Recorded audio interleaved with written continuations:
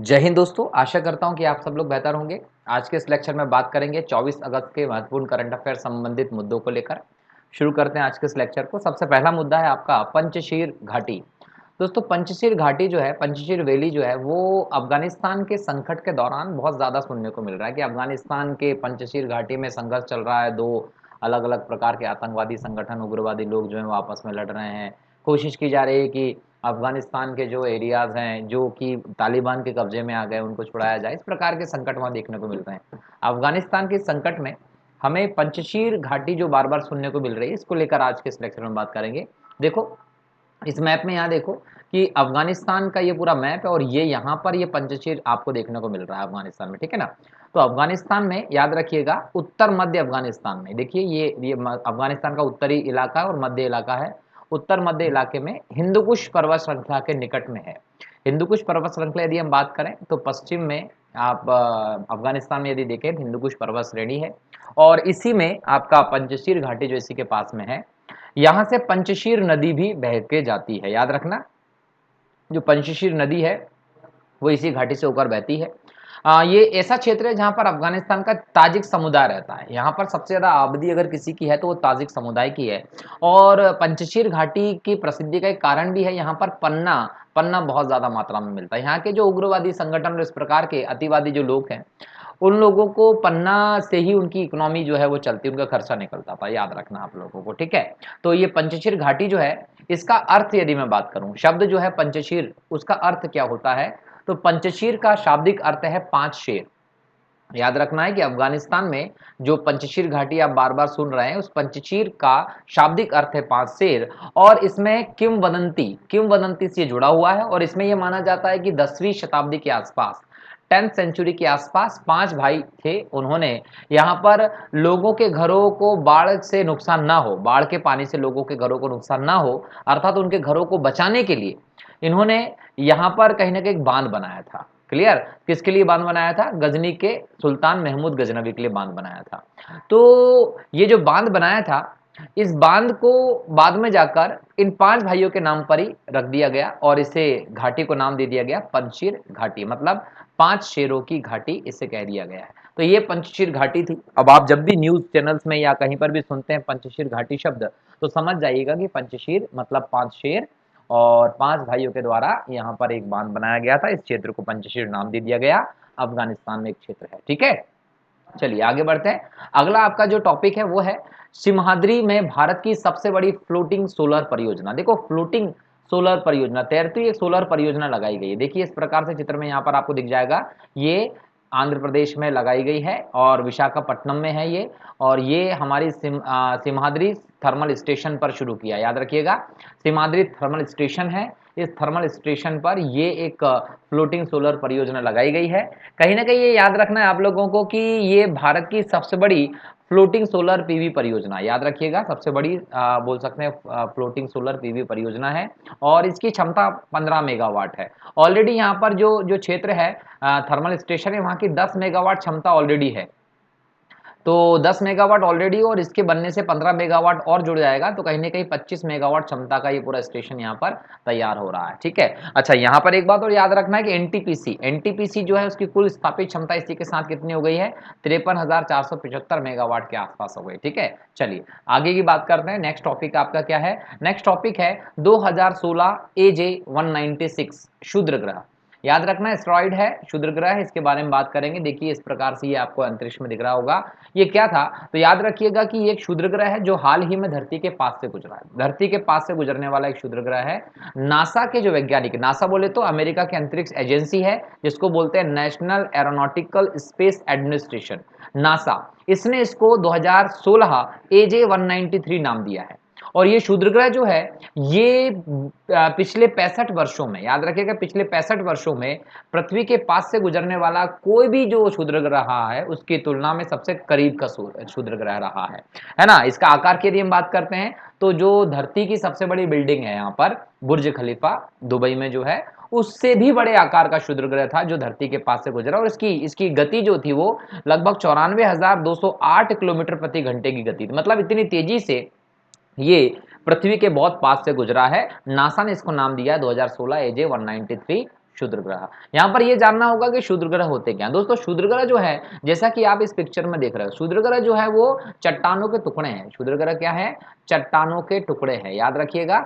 और ये चट्टानों के टुकड़े जो हैं बेसिकली ये टुकड़े ब्रह्मांड में यदि हम बात करें तो ये मंगल ग्रह और बृहस्पति ग्रह के बीच में होते हैं। मंगल और बृहस्पति ग्रह के बीच में होते हैं, याद रखिएगा। एक तरफ होगा आपका मंगल और इनके बीच में यहाँ पर ये क्षुद्र ग्रह और यहाँ पर होगा आपका बृहस्पति, इन दोनों ग्रह के बीच में होते हैं। कभी कभी ये अपनी कक्षा से भटक जाते हैं और फिर एक उल्का पिंड के भांति अंतरिक्ष में इधर घूमते हैं और किसी भी ग्रह से ये टकराते हैं। ऐसा ही एक क्षुद्र ग्रह जो है, चट्टान का टुकड़ा जो है वो हमारी पृथ्वी के पास से गुजरा है। ठीक है, चलिए इसके बाद याद रखना एक युद्ध अभ्यास की बात करेंगे। समुद्री युद्ध अभ्यास है और ये समुद्री युद्ध अभ्यास बहुत इंपॉर्टेंट माना गया है। क्यों?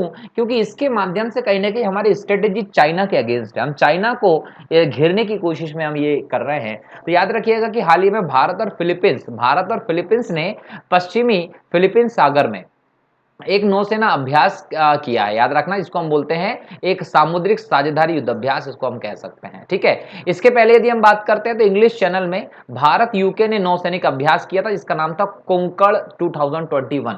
तो कोंकण 2021 किसके बीच का नौसैनिक अभ्यास था? तो याद रखिएगा भारत और यूके मतलब इंग्लैंड के बीच का ये नौसैनिक अभ्यास था, आपको याद रखना है। और हाल ही में हमने सामुद्रिक साझेदारी युद्ध अभ्यास जो है वो फिलीपींस के साथ किया है। कहीं ना कहीं इस अभ्यास के उद्देश्य क्या रहे? तो याद रखिएगा कि ये एक स्थिरता, शांतिपूर्ण, समृद्ध, तीन चीजें याद रखिएगा, स्थिर, शांतिपूर्ण और समृद्ध इंडो पैसिफिक को सुनिश्चित करने का एक सामूहिक युद्ध अभ्यास है। एक ये बोल सकते हैं कि सामूहिक उद्देश्य इसका रखा गया है जिसकी दिशा में आज हम बोल सकते हैं कि द्विपक्षीय सहयोग को मजबूती प्रदान करने की बात कर रही है। किस क्षेत्र में? समुद्र के क्षेत्र में। तो इस प्रकार के जो युद्ध अभ्यास हैं वो किए जा रहे हैं शांति के लिए, स्थिरता के लिए और समृद्धि के लिए, याद रखना है। ठीक है, चलिए यहां पर एक और बात याद रखें कि इस युद्ध अभ्यास को उन युद्ध अभ्यासों की श्रृंखला में से माना जा रहा है जिनका आयोजन भारत उन देशों के साथ मिलकर कर रहा है जो चीन के साथ अपनी सीमा को साझेदारी बोल सकते हैं कि साझा करते हैं।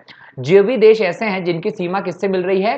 चीन से मिल रही है, चीन को छूने वाले देश हैं, उन देशों के साथ हमारे ये प्रकार के कहीं ना कहीं एक श्रृंखला चल रही है युद्ध अभ्यास की जो हमने यहां देखी है। एक और चीज याद रखना है कि इसका उद्देश्य क्या होगा। इसका उद्देश्य ये होगा कि कहीं ना कहीं हम सामुद्रिक सुरक्षा को बढ़ावा दें, उसको सुदृढ़ करें और बढ़ते चीन के प्रभाव को भी रोक सकें। कहीं ना कहीं हमारे पावर को हम यह बताने की कोशिश कर रहे हैं और इसीलिए कहीं ना कहीं हमने आईएनएस रणविजय, याद रखिएगा, आईएनएस रणविजय और आईएनएस कोरा को पश्चिमी प्रशांत में तैनात किया। तो ये एक इंपॉर्टेंट कदम माना जा रहा है। क्वाड देश है, क्वाड देश के अंतर्गत कौन कौन शामिल? याद रखिएगा, क्वाड देश में भारत, अमेरिका, ऑस्ट्रेलिया और जापान ये शामिल हैं।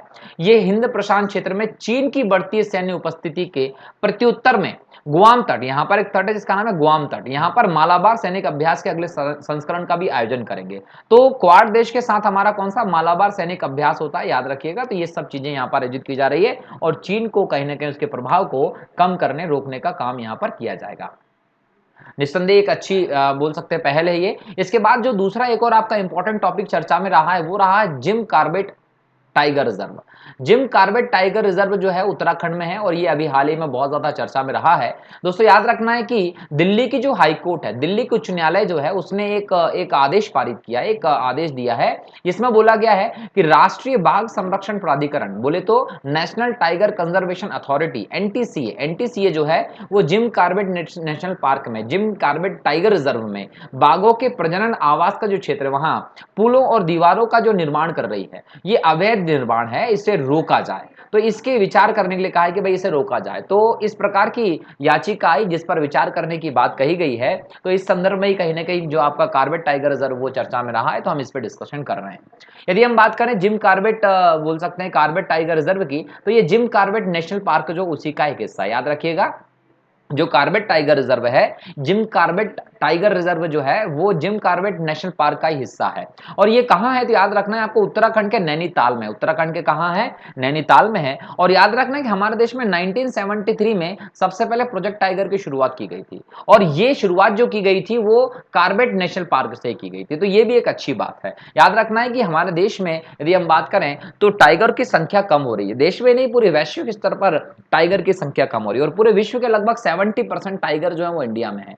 बाघ जो है वो हमारा राष्ट्रीय पशु भी है और IUCN की रेड डाटा बुक में अति संकटग्रस्त प्रजातियों में भी शामिल है। तो कहीं ना कहीं इसको संरक्षित करने की जरूरत है और इसी उद्देश्य से 1973 में मैनफोर्ड गैनीमेड, याद रखिएगा नाम, मैनफोर्ड गैनीमेड, इनके प्रयासों से वैश्विक स्तर पर प्रोजेक्ट टाइगर का शुरुआत किया गया।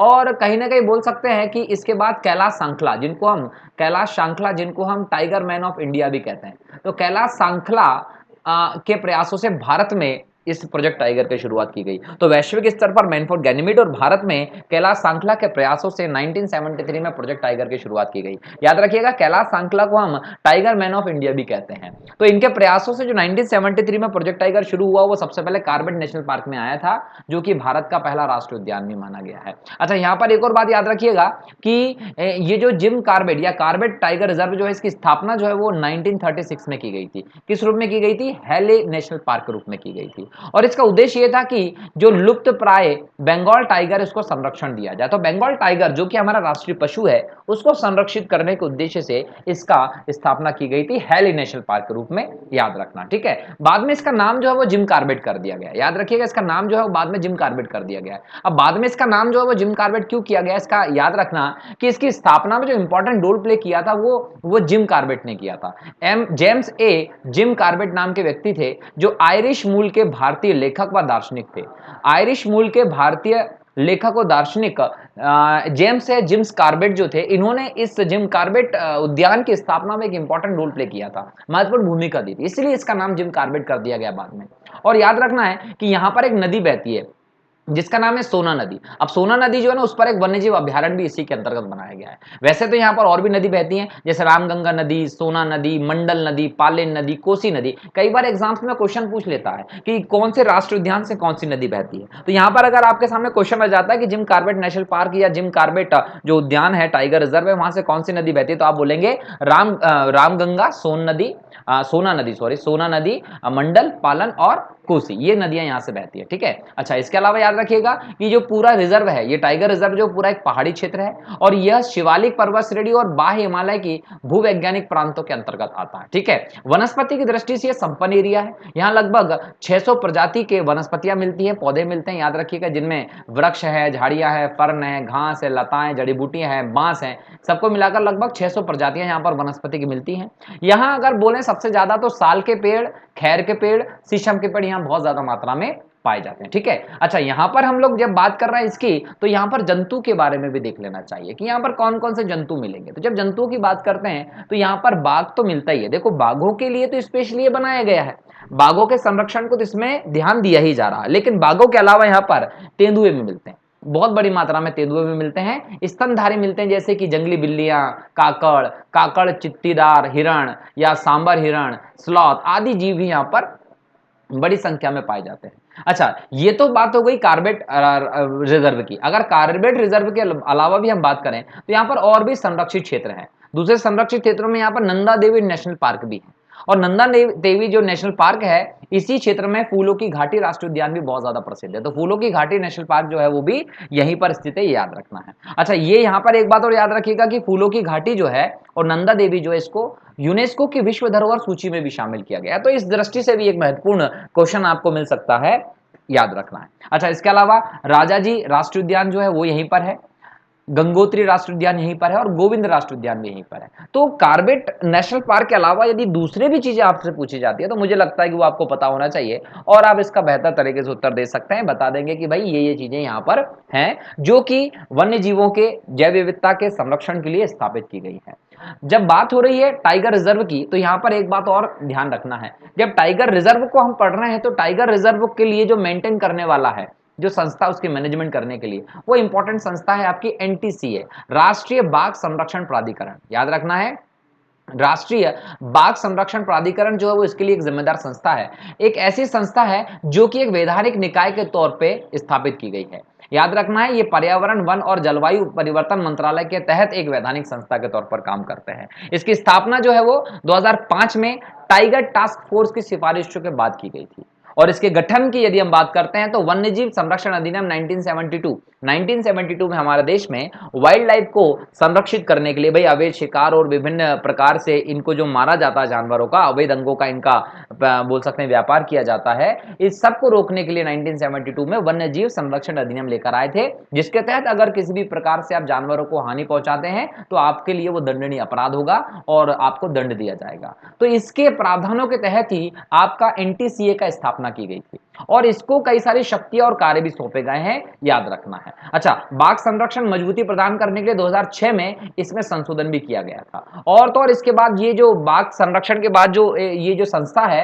एनटीसीए, ये एक रिपोर्ट भी निकालती है। हर 4 साल में ये एक रिपोर्ट भी निकालती है। कितने साल में? 4 साल में निकालती है रिपोर्ट, जो कि बाघ की संख्या की गणना करती है, याद रखना है। और इसकी रिपोर्ट के अनुसार अभी हमारे देश में बाघों की संख्या बहुत ज्यादा बड़ी है। तो ये सारे के सारे काम किसके होते हैं? बाघ संरक्षण प्राधिकरण के होते हैं। बाघों के संदर्भ में अनुसंधान करना हो, शोध करना हो, रिसर्च के काम करना हो, उनकी गणना करना हो, उसकी रिपोर्ट निकालना हो, ये सारे के सारे काम जो होते हैं वो एनटीसीए के अधीन होते हैं और यही अधिकारी इसको करते हैं। बरोबर है? तो ये आज हमने बात कर लिया 24 अगस्त के इंपॉर्टेंट करंट अफेयर के बारे में। अगले लेक्चर में अगले करंट अफेयर के बारे में डिस्कस करेंगे। तब तक के लिए जय हिंद, जय भारत, वंदे मातरम। और दोस्तों, चैनल को सब्सक्राइब करना और शेयर करना मत भूलिएगा, ताकि दूसरे लोग भी आपकी तरह इस चीज का फायदा उठा सके। ओके, चलिए, बहुत बहुत शुक्रिया।